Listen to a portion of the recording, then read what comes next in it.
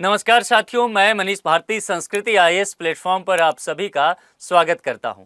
साथियों, हम सभी जानते हैं कि इसरो ने भारत को गौरवान्वित किया है। भारत की ये अंतरिक्ष एजेंसी ने दुनिया भर में भारत की धमक बढ़ाई है। लेकिन पिछले दिनों कुछ खबर देखने को मिला जिससे निश्चित तौर पर भारत सरकार और भारत की जो कह सकते हैं स्पेस टेक्नोलॉजी में इंटरेस्ट रखने वाले लोग हैं उनको चिंता में डाला है। क्या ये खबर है? पिछले कुछ दिनों में भारत सरकार ने ये कंफर्म किया है कि इसरो में 120 के आसपास साइंटिस्ट रिजाइन दिए हैं और इसमें बहुत सारे ऐसे साइंटिस्ट हैं जो बड़े बड़े प्रोजेक्ट पर काम कर रहे हैं। खास करके गगनयान मिशन आगे चल करके भारत सरकार चाहती है कि सफलतापूर्वक इसका प्रक्षेपण किया जाए। लेकिन अगर इस बड़े तादाद में वैज्ञानिक रिजाइन देते हुए नजर आएंगे तो निश्चित तौर पर आने वाले जितने भी कह सकते हैं अंतरिक्ष एजेंसी जो यह कार्य करेगी, जितने भी प्रोग्राम होने वाले हैं, सब पर बुरा असर पड़ने वाला है। इन तमाम चीजों को देखते हुए भारत सरकार ने कुछ अहम निर्णय भी लिया है जिससे वैज्ञानिक जो इस्तीफा दे रहे हैं उसको रोका जाए। अब सबसे पहले बात यह निकल करके सामने आता है कि आखिर वैज्ञानिक इतना इस्तीफा दे क्यों रहे हैं? क्या वो सरकार से नाराज हैं? क्या किसी तरह से उनको परेशानी है या फिर कुछ और चाहते हैं? और सरकार ने इनको रोकने के लिए किस तरह का प्रावधान किया है? प्रश्न यहाँ से यह भी बनता है कि अगर कोई व्यक्ति अपनी किसी नौकरी को छोड़ना चाहता है, रिजिग्नेशन देना चाहता है, तो क्या जबरदस्ती उससे नौकरी करवाया जा सकता है? यह भी एक मुद्दा निकल करके सामने आया है। तो तमाम चीजों पर हम विस्तार से चर्चा करने वाले हैं, एक एक करके चीजों को देखने वाले हैं। जो अभी मुद्दा है, जैसा कि हमने देखा कि अंतरिक्ष विभाग ने इसरो के वैज्ञानिकों की स्वैच्छिक सेवानिवृत्ति और इस्तीफों को लेकर के नियम कानून थोड़ा सा बदल दिया है, आप कह सकते हैं सख्त कर दिया है। और गगनयान मिशन जो है इससे जुड़े हुए वैज्ञानिक भी रिजाइन दे रहे हैं। इन्हीं तमाम चीजों को देखते हुए यह कदम उठाया गया है। मामला क्या है जरा उसको समझिए। कहा गया है कि 100 से लेकर 120 वैज्ञानिक तक हाल के दिनों में इस्तीफा दे दिए हैं। ये खबर आ रही है कि बहुत सारे वैज्ञानिक जो हैं इसरो छोड़ करके किसी प्राइवेट कंपनी में शिफ्ट होना चाहते हैं, वहां नौकरी करना चाहते हैं और वह कंपनी निश्चित तौर से स्पेस से ही जुड़ा होगा। तो कुल मिलाकर के देखेंगे तो समय के साथ इसरो के लिए एक बहुत बड़ा चैलेंज उभर करके सामने आ रहा है। इसमें से जो 80 वैज्ञानिकों का पता चला है, इसमें UR राव सैटेलाइट सेंटर के यानी कि बेंगलुरु के साइंटिस्ट रहे हैं।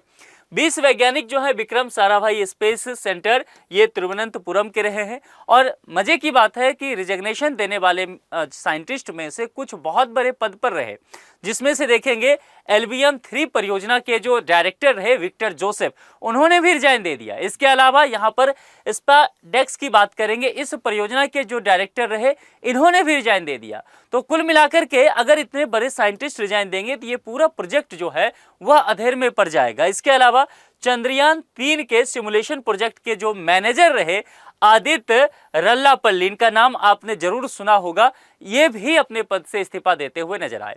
अब सरकार के लिए इसलिए परेशानी है कि अगर इतने बड़े बड़े साइंटिस्ट रिजाइन देते हुए नजर आएंगे तो फिर आने वाले समय में इसरो के लिए बहुत बड़ा चैलेंज हो सकता है। लेकिन प्रश्न यह भी है यहाँ पर कि आखिर इसरो के वैज्ञानिक नौकरी क्यों छोड़ रहे हैं? क्योंकि देखिए, इसरो भारत की एक प्रतिष्ठित कह सकते हैं कि स्पेस एजेंसी है। दुनिया भर में इसकी धमक है। हर कोई चाहता है कि इतने बड़े एजेंसी में, इतने प्रतिष्ठित एजेंसी में नौकरी करे। फिर आखिर रिजिग्नेशन क्यों? क्या इस तरह की बातें हैं? इसके पीछे कुछ वजह है जिसमें कहा गया है कि आपने पहले भी सुना होगा, इसरो के ही कुछ साइंटिस्ट के इंटरव्यू वगैरह में, पॉडकास्ट में उन्होंने इस बात का जिक्र किया है कि इसरो के वैज्ञानिकों की सैलरी बहुत कम है, उनकी सुविधाएं बेहद कम है।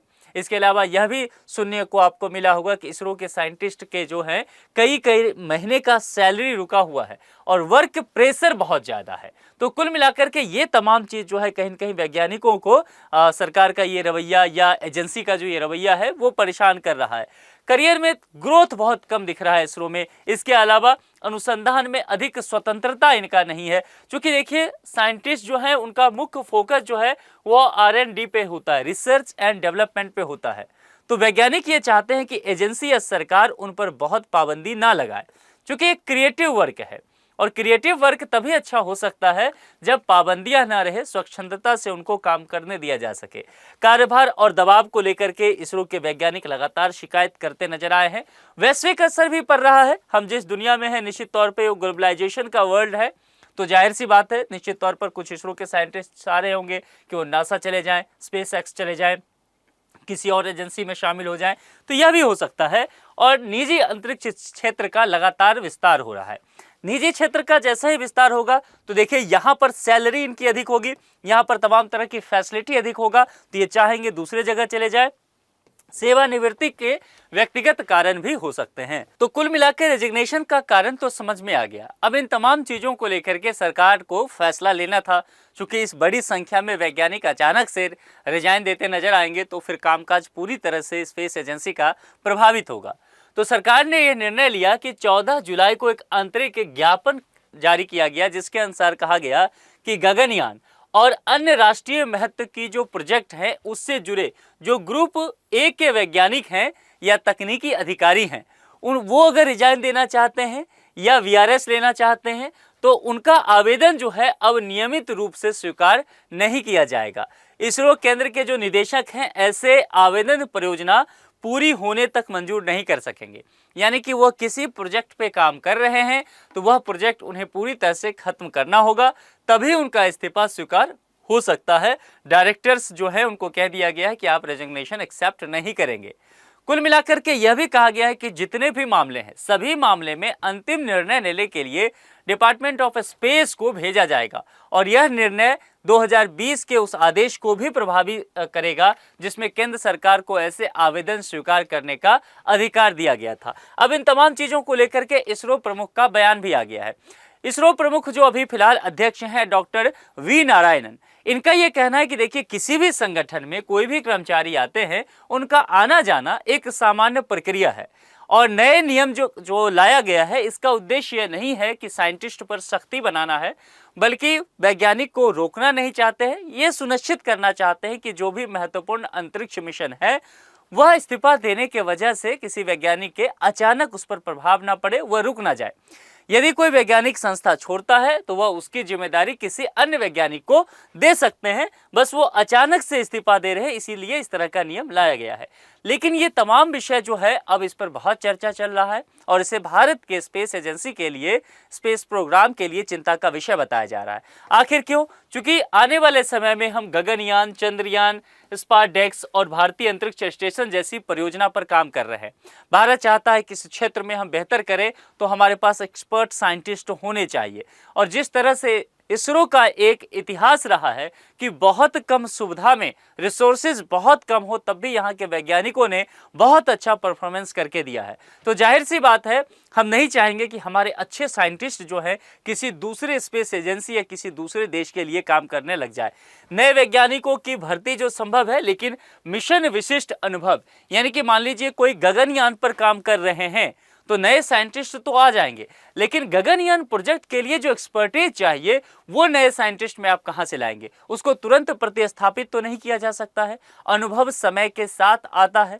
तो कुल मिलाकर के अगर ऐसा होगा तो जो भी प्रोजेक्ट है उसका टाइम पीरियड बढ़ जाएगा, उसकी क्वालिटी पर इसका फर्क पड़ेगा, तकनीकी निरंतरता, ये सब कुछ जो है वो प्रभावित होता रहेगा।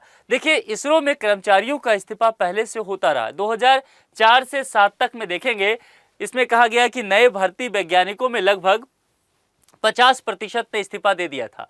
तो कुल मिलाकर के आखिर क्या वजह रहता है कि इसरो में जितने भी साइंटिस्ट भर्ती होते हैं वहां पर नौकरी पाते हैं, कुछ समय बाद वहां से रिजाइन दे देते हैं? यह निश्चित तौर पर सोचने की विषय है। 2012 से 24 में देखा जाए तो लगभग 700 कर्मचारियों ने इसरो छोड़ दिया। इसके अलावा 25-26 में कहा गया लगभग 1050 वैज्ञानिक, तकनीकी और प्रशासनिक पदों पर जो है वह भर्ती कर रहा है इसरो, क्योंकि सीट बहुत ज्यादा खाली रहे हैं। हाल ही में 466 परियोजना पदों को नियमित किया गया और लगभग 460 उच्च पद जो है सृजित किए गए हैं। यानी कि लगातार खाली हो रहा है, तो इसरो को यह नए पद सृजन करने पड़ रहे हैं, पुराने जो रिक्त है उसको भरना पड़ रहा है। लेकिन इन तमाम चीजों के बावजूद देखा जा रहा है कि जिस तरह से कहा गया कि तकरीबन 120 साइंटिस्ट अभी रिजाइन दे चुके हैं एक साथ, मतलब पिछले कुछ ही दिनों में कह सकते हैं, ये एक बार फिर से चिंता का कारण सरकार के लिए रहा है। देखिए कई तरह के चैलेंजेज यहाँ आया है। चैलेंजेज ये है कि अगर जो टैलेंटेड साइंटिस्ट हमारे हैं, लंबे समय तक किसी प्रोजेक्ट पर काम कर रहे हैं, अचानक से वो संस्थान से चले जाते हैं, इसरो से चले जाते हैं, तो प्रोजेक्ट पर इसका असर पड़ेगा। निजी अंतरिक्ष क्षेत्र जो है या वैश्विक कंपनियां, उससे निश्चित तौर पर इसरो का कंपटीशन बढ़ता जा रहा है। और हमारी सरकार के पास स्पेस एजेंसी के लिए बहुत ज़्यादा फंड तो नहीं है, जैसे नासा के पास हो सकता है उतना तो नहीं है। तो कुल मिलाकर के वैज्ञानिकों को लगता है कि जहां वेतन अच्छा हो, जहां करियर ग्रोथ अच्छा हो, जहां पर अनुसंधान के लिए अधिक सुविधाएं हो, क्यों ना हम वहां जाए। तो नई भर्ती हो रही है, लेकिन इसके बावजूद भी हमारे पास अनुभवी वैज्ञानिकों की अचानक से कमी होने लग गई है। ऐसा अगर होता है तो निश्चित तौर पर हमारे स्पेस एजेंसी पर इसका प्रभाव पड़ेगा। जो स्पेस प्रोग्राम आने वाले समय में प्रोजेक्ट हैं, उस पर प्रभाव पड़ेगा। सरकार के यह नया नियम जो इस्तीफा से लेकर के है कि तुरंत एक्सेप्ट नहीं किया जाएगा। कोशिश किया गया है कि तुरंत जो अफरा तफरी मचा है, रेजिग्नेशन का दौर शुरू हो गया है वैज्ञानिकों का, उसको रोका जाए। लेकिन क्या ये लॉन्ग टर्म के लिए सही और कारगर साबित हो पाएगा, ये देखने की बात है। बुनियादी बात यह है कि सरकार को सुविधा और वेतन, तमाम तरह की सुरक्षा जो है वो वैज्ञानिकों को देना चाहिए, ताकि वैज्ञानिकों का यहाँ मन लगे और दिलचस्पी के साथ वो इसरो में रिसर्च कर सके। यहाँ पर एक प्रश्न है, इसका जवाब आप कमेंट बॉक्स में लिख करके दीजिएगा। साथियों, आपको क्या लगता है कि आखिर इसरो के वैज्ञानिक क्यों इस्तीफा दे रहे हैं? इसके पीछे आप किन वजहों को देखते हैं? अपने विचार कमेंट बॉक्स में तर्क के साथ लिख करके जरूर बताएं। आज के लिए इतना ही। जुड़ने के लिए आप सभी का बहुत बहुत शुक्रिया। Thank you so much. संस्कृति IAS चैनल को सब्सक्राइब जरूर कर लें।